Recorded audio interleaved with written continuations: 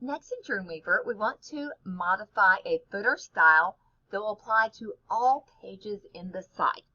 Now we're going to have to discuss this a little bit more in class.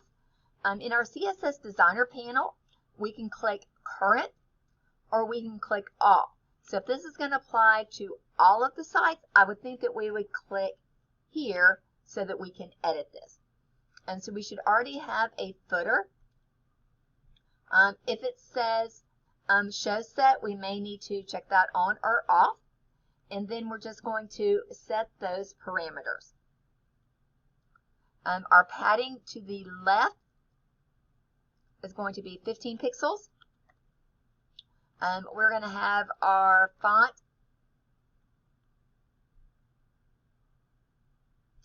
our text over here. We're going to make our font style bold.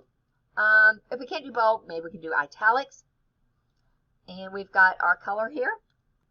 Our font size, here I'm going to need to go and change it to pixels.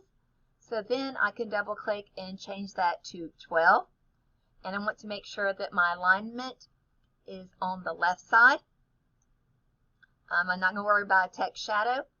I do want to add a background color, and then I'll finally go back and change the text color. Okay, so I have my footer over here, and I check my show set, and so I have my padding set to 15. I've got my text color white. I've got my font family. I made this italics, not bold though. I ended up changing this to 14 to make it look a bit better. It's aligned to the left, and finally I have my background here. Okay.